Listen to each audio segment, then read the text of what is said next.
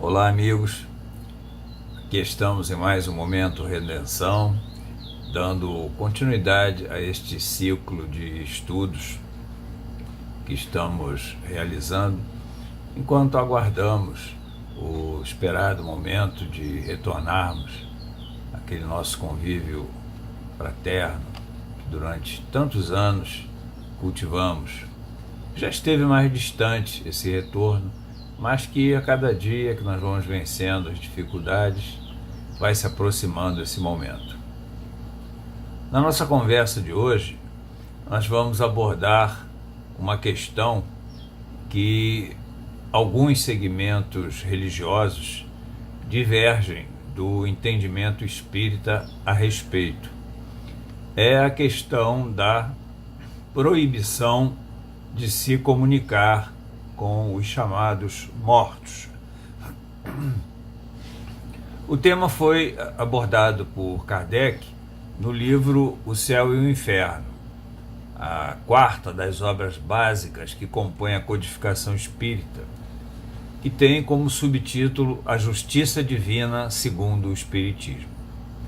A proposta do livro, como o subtítulo deixa claro, é demonstrar a visão espírita acerca da justiça divina, como ela atua durante a trajetória evolutiva do espírito.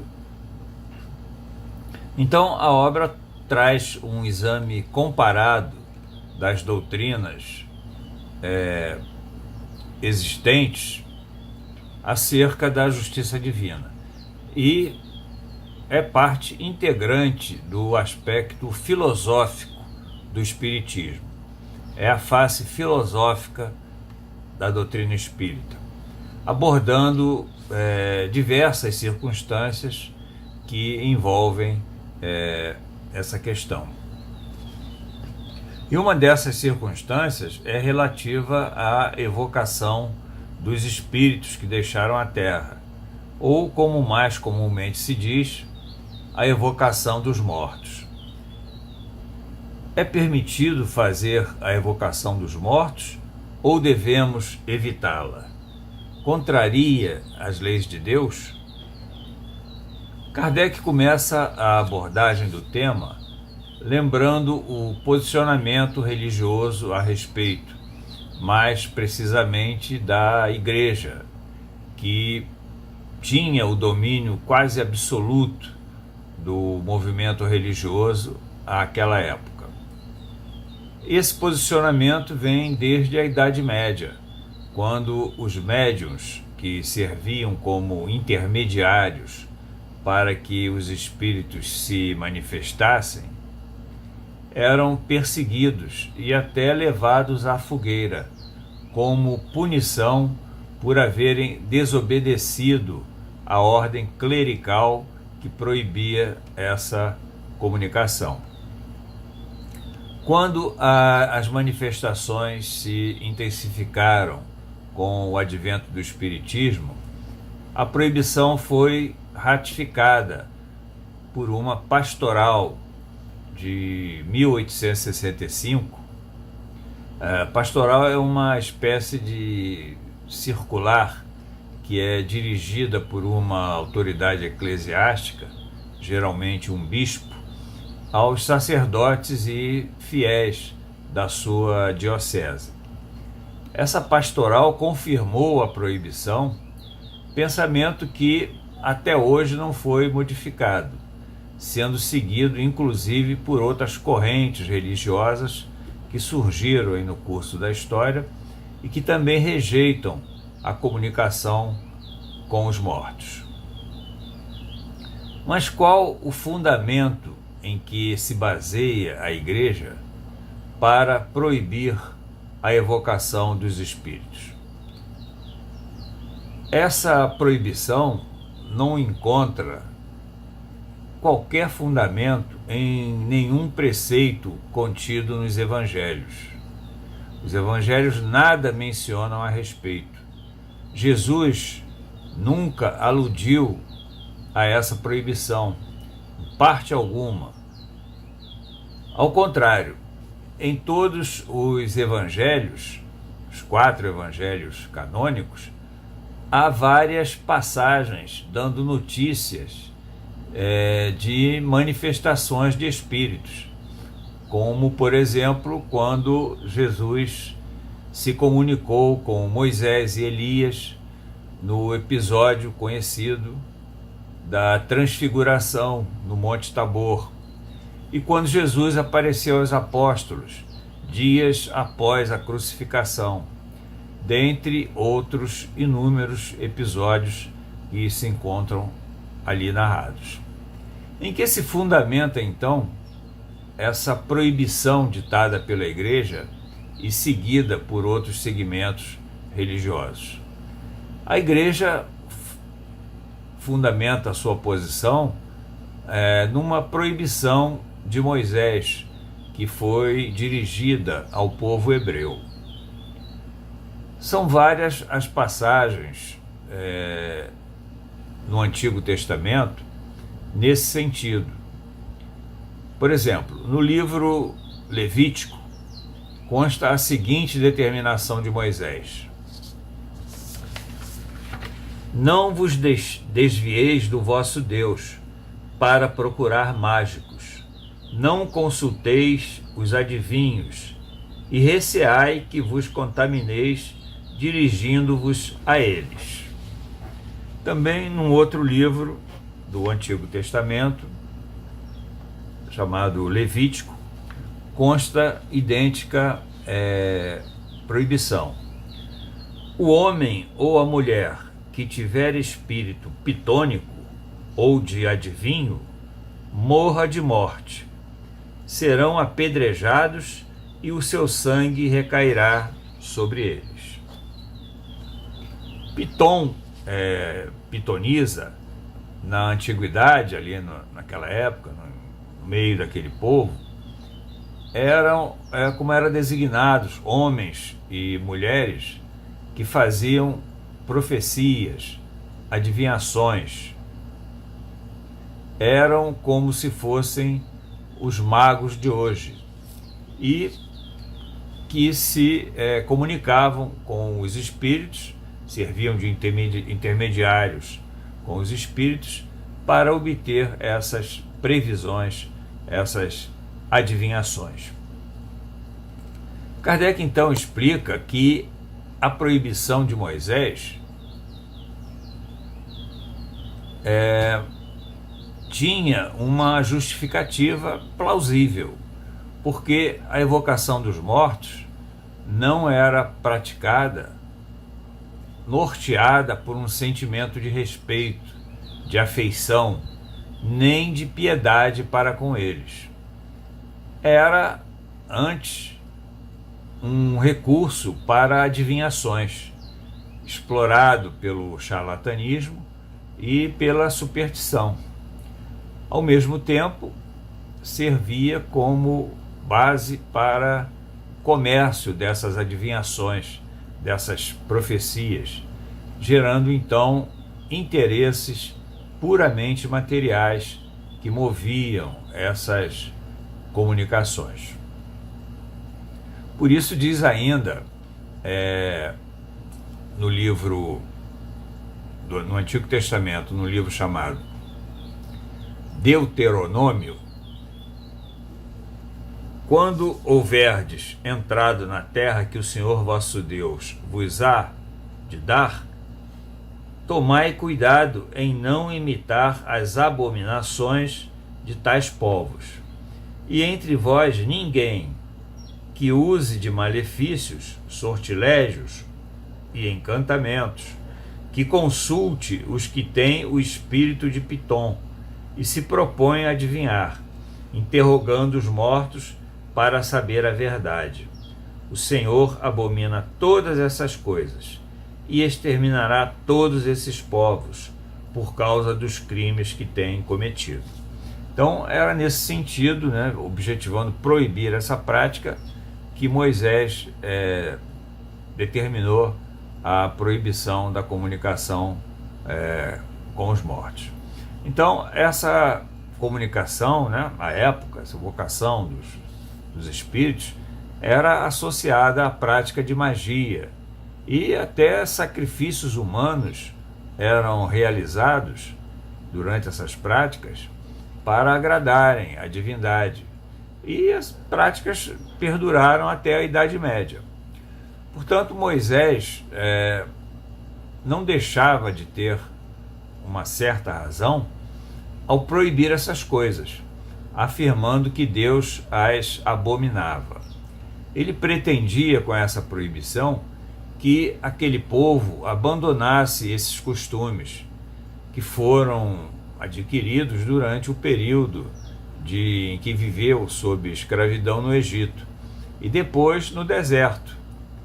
Nesse contexto, as evocações eram permitidas e eram cometidas, e abusos eram cometidos durante a sua prática.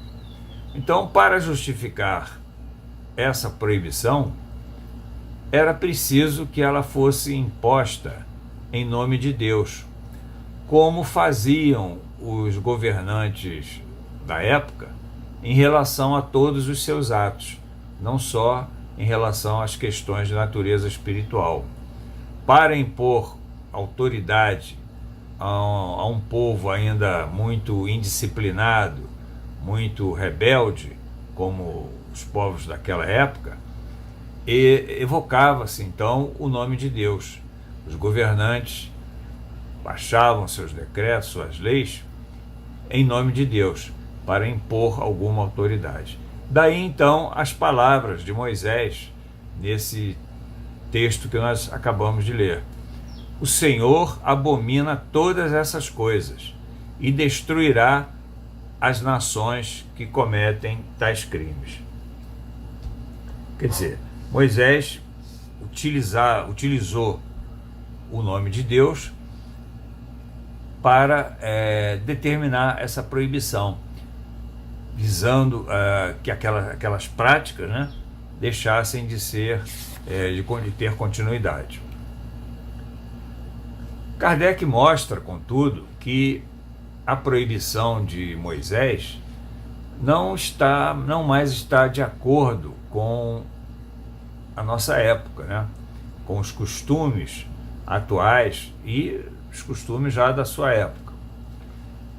É preciso entender que os motivos de Moisés não mais subsistiam à época de Kardec e muito menos hoje, e foram então superados com o decurso do tempo. Moisés era não apenas o guia espiritual daquele povo, ele era também o seu governante civil. Assim, na legislação que ele outorgava, havia duas partes distintas, duas partes de naturezas diferentes. A lei de Deus, propriamente dita, que está contida nos 10 mandamentos, que não são produto da ideia do pensamento de Moisés, aquela que foi promulgada no Sinai, e a lei civil, que se destinava a disciplinar os costumes e o caráter daquele povo. Estas, sim, eram resultado das ideias de Moisés. A primeira as leis que provêm de Deus,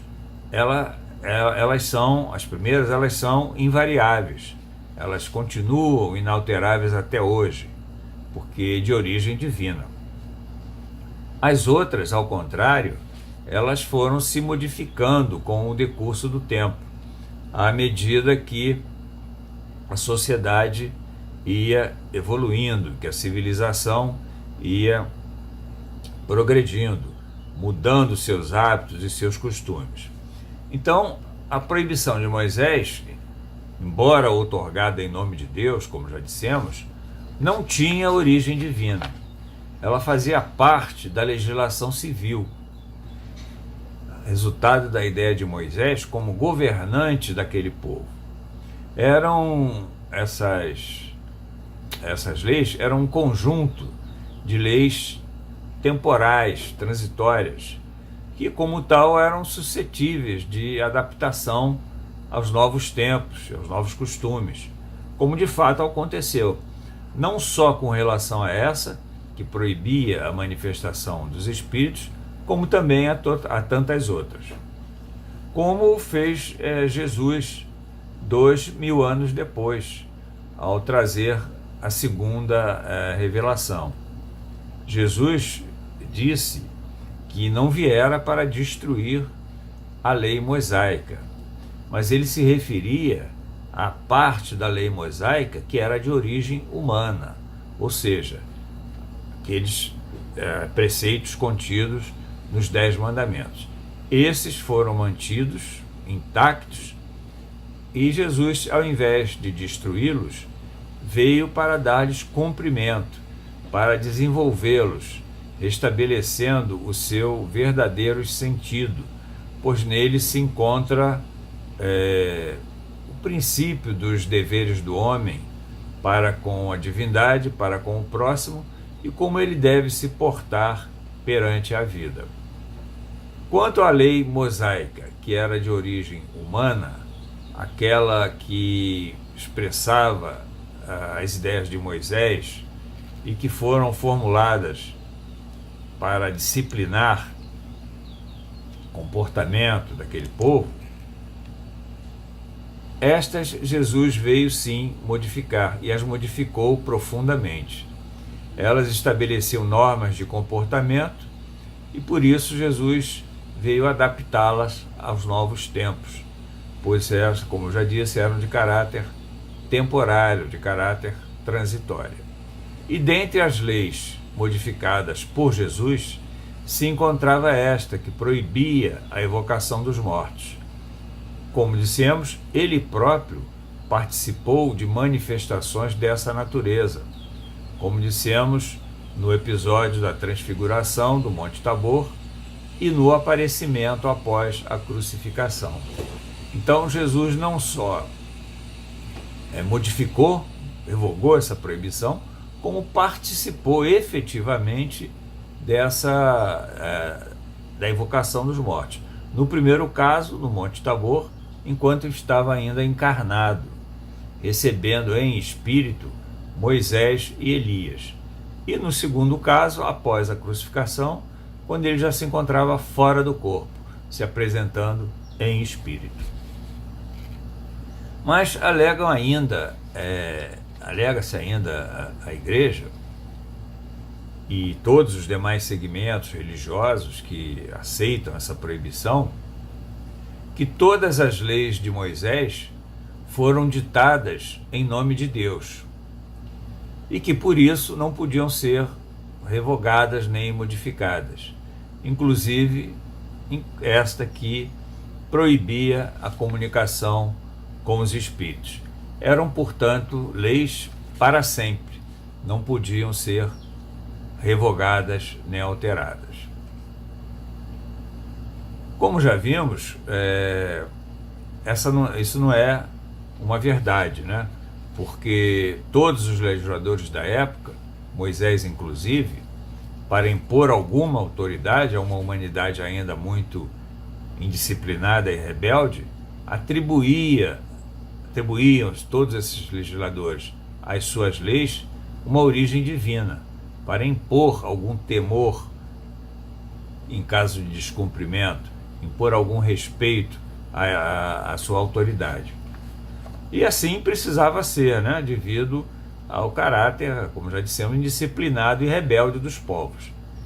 Naqueles tempos ainda se encontravam dificuldade, esses legisladores ainda encontravam dificuldades para se fazerem obedecer, o que seria praticamente impossível se as leis que promulgassem fossem assim feitas em seus próprios nomes, se não fosse invocado o nome de Deus.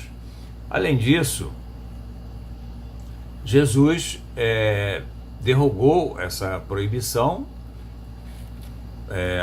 conforme seus ensinamentos deixam claros, e participou, inclusive, de episódios narrados no Evangelho em que a evocação dos mortos é praticada. Hoje, o Espiritismo vem mostrar o fim exclusivamente moral respeitoso e consolador das relações com o além-túmulo.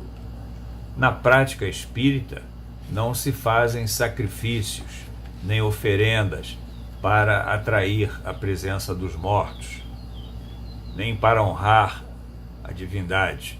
Não se interrogam os mortos para que estes façam adivinhações. Não se utilizam das comunicações com o objetivo de se obter vantagens materiais.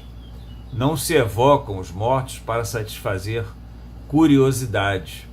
Enfim, somente um sentimento de piedade, de seriedade, de levar alívio aos que sofrem, ou o desejo de se instruir e se melhorar, podem justificar a evocação dos mortos, conforme ensina o Espiritismo. E, em sendo assim, a proibição de Moisés não pode ser aplicada à prática espírita, pois seus princípios nada têm de semelhantes com o que acontecia entre o povo hebreu. Nada do que motivou a proibição de Moisés é praticado nas reuniões espíritas.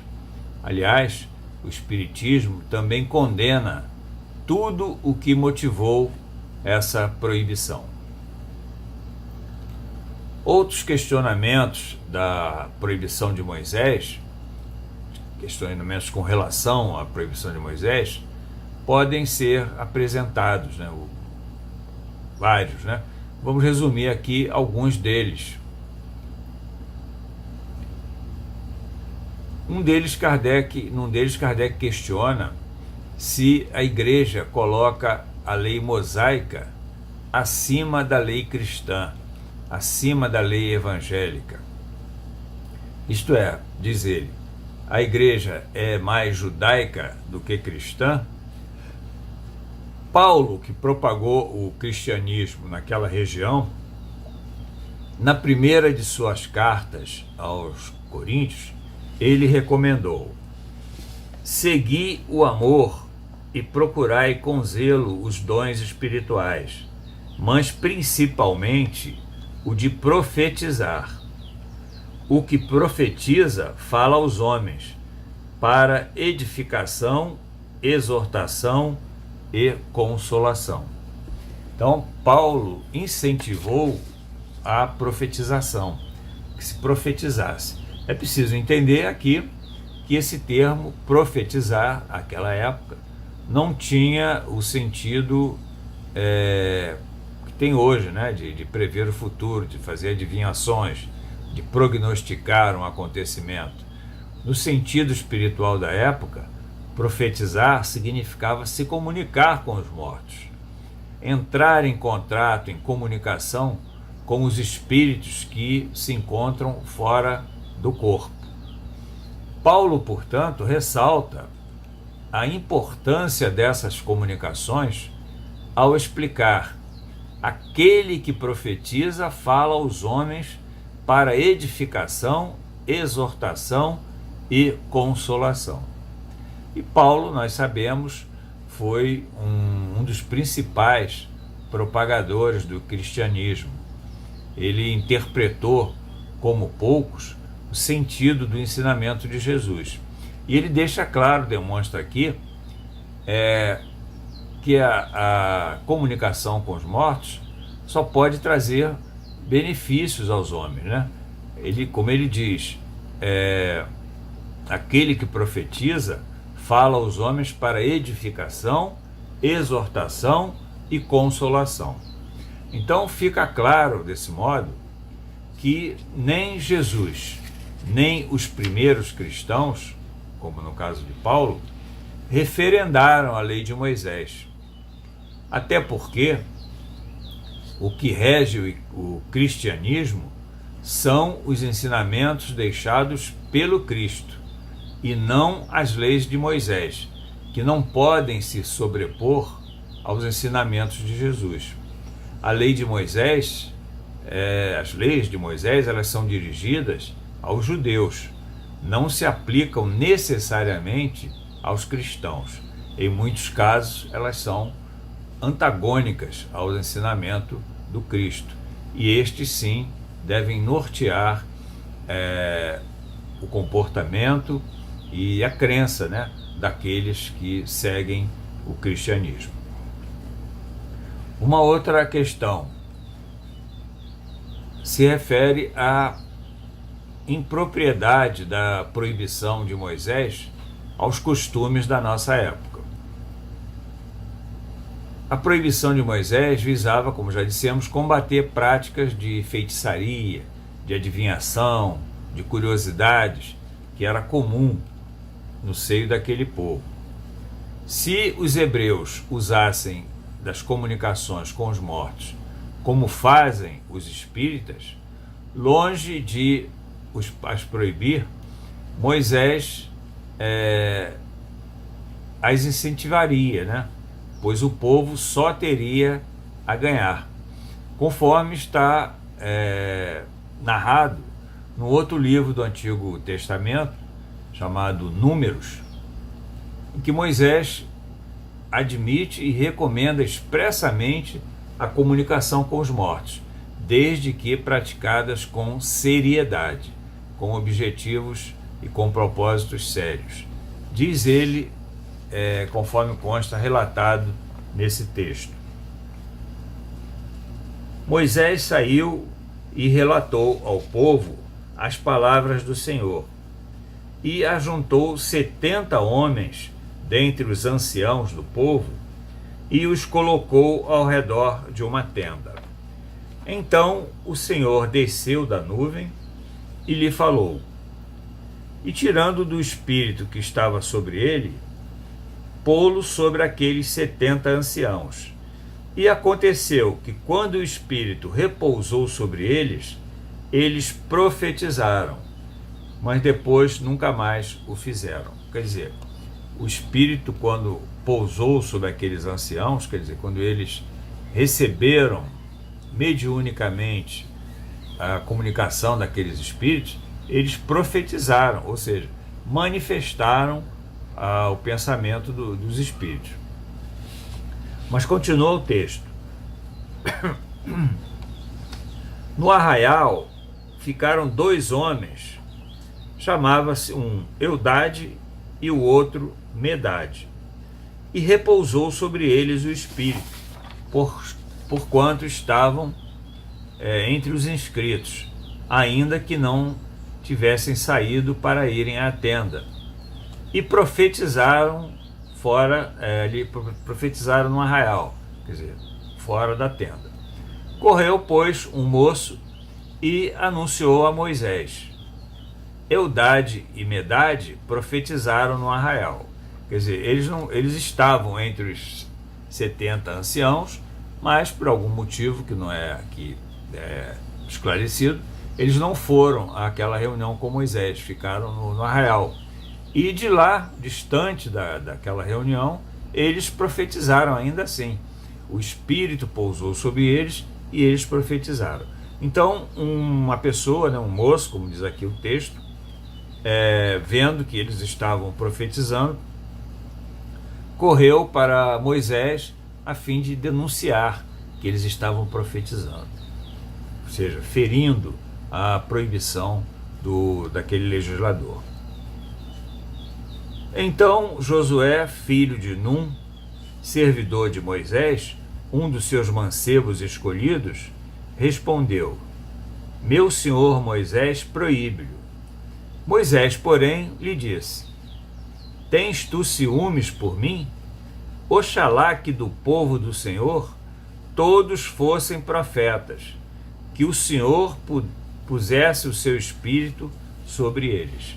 Ou seja, Moisés não só deixou de recriminar aqueles 2 cidadãos que profetizaram, que se manifestaram, que permitiram, possibilitaram a manifestação do Espírito, como disse ainda: Oxalá que do povo do Senhor todos fossem profetas, que o Senhor pusesse o seu Espírito sobre eles. Ou seja, que todos fossem médiuns, para usar a terminologia que a doutrina espírita se utiliza. Então a passagem relata que Moisés reuniu esses 70 anciãos e os utilizou como intermediários dos espíritos que então se comunicariam naquela reunião, ou seja, os utilizou como médiuns, como deixa claro o texto bíblico. Tirou o espírito que estava sobre ele, porque Moisés também, ao que os relatos bíblicos deixam claro, ele também era médium de grandes possibilidades. Então ele retirou o espírito que se encontrava sobre ele e colocou sobre aqueles 70 anciãos. E aconteceu que então todos esses anciãos profetizaram, ou seja, possibilitaram a manifestação dos espíritos. E além desses outros, então, como nós já dissemos, 2 que se encontravam em local distante também profetizaram, ou seja, também possibilitaram, serviram como intermediários de espíritos que se manifestaram, o que Moisés não só deixou de recriminar, como aprovou. Ao ser comunicado, ele disse, quem dera que todos pudessem ser profetas como esses 2. Então não resta dúvida que a proibição de Moisés não era indiscriminada, não era algo generalizado. Ela apenas alvejava as comunicações fúteis, comunicações com objetivos pouco nobres, como já dissemos, até objetivando vantagens materiais. Quanto às comunicações sérias, essas Moisés não apenas as endossou, como delas participou e as incentivou, como no texto bíblico que nós acabamos de ler. Outro argumento utilizado para referendar essa proibição é que a evocação dos mortos é uma falta de consideração para com eles, que devem ser respeitados, devem permanecer no mundo espiritual sem serem incomodados, segundo os que pensam dessa maneira. Kardec refuta esse argumento explicando que quando os espíritos são chamados com um sentimento de afeição, um sentimento de simpatia, com desejo de instrução, nada há de desconsideração para com eles, de respeito. Os espíritos se apresentam até espontaneamente, sem constrangimento, muitas das vezes por vontade própria, sem serem chamados. Muitos expressam satisfação em se comunicar e alguns até chegam a se queixarem de esquecimento por não serem evocados.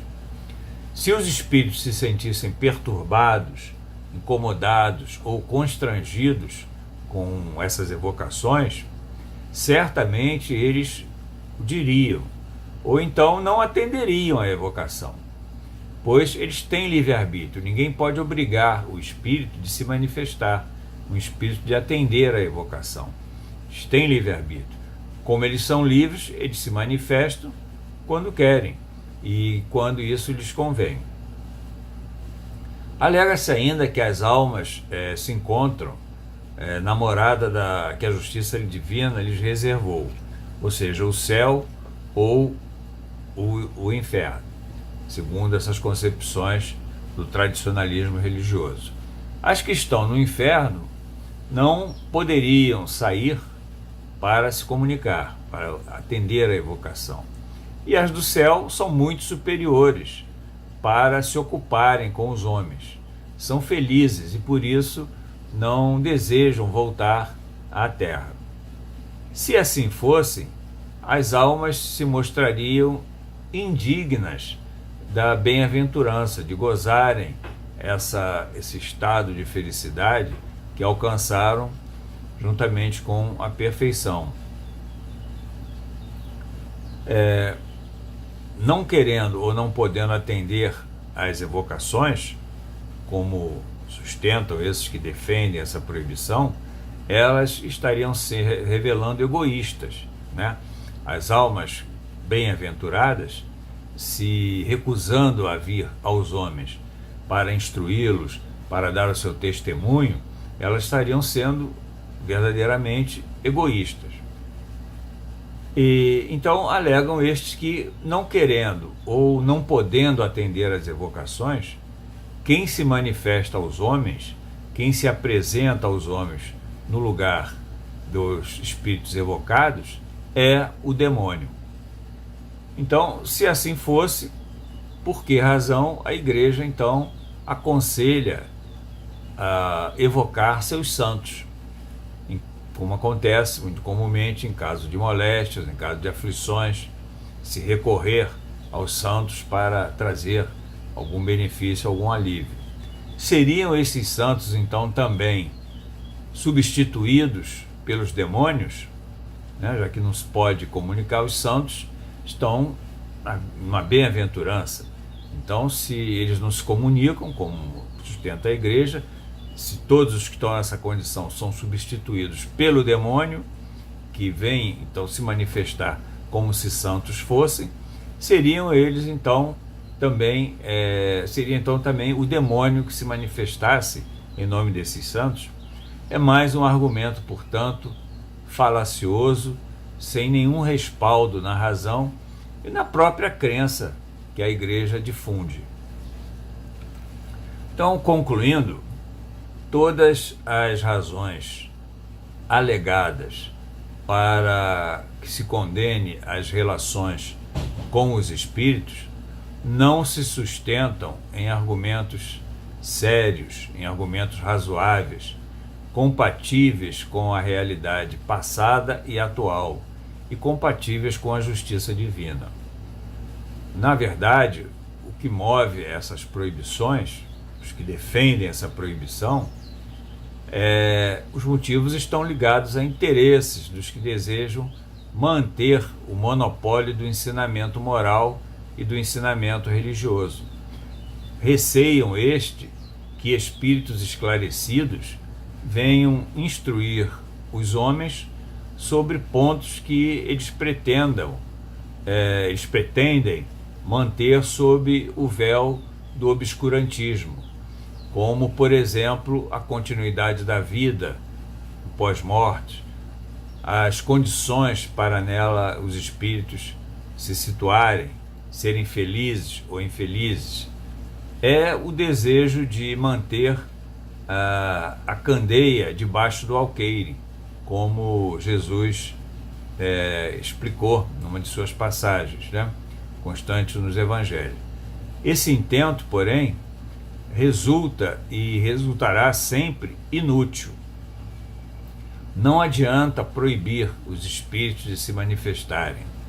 Eles podem se manifestar quando desejarem e quando as leis que regem essas manifestações, esse relacionamento com o mundo terreno, o permitirem. É impossível impedir que eles venham à Terra instruir os homens. Rejeitar as comunicações que vêm do além-túmulo é negar um poderoso instrumento de instrução que traz conhecimentos acerca da vida futura e exemplos testemunhados pelos espíritos, como na segunda parte dessa obra, O Céu e o Inferno. Impede, por outro lado, que espíritos imperfeitos sejam instruídos, que eles perseverem na prática do mal, que seja demonstrado como lhes faria bem retomarem, direcionarem a sua caminhada, as suas opções em outro sentido, no sentido do bem, que permanecendo perseverantes no mal, eles estarão retardando o seu crescimento, como acontece esses esclarecimentos nas reuniões de desobsessão que as casas espíritas realizam, em que espíritos ainda perseverantes nessa prática do mal são trazidos para serem instruídos, serem esclarecidos, demonstrando que eles, com essa prática, com essa opção pelo mal, eles estão retardando o seu progresso, retardando que eles sua chegada a uma condição de bem-aventurança. Impede, por outro lado, que os espíritos ajudem aqueles que sofrem, que se encontram em dificuldade. Então, como resume Kardec, proibir as comunicações com os espíritos é privar os que sofrem da assistência que lhes é possível ser prestada pelos homens.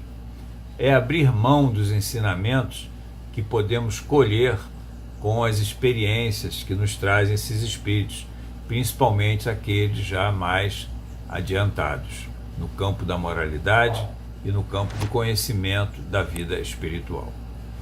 Bom, era isso que nós tínhamos sobre o tema.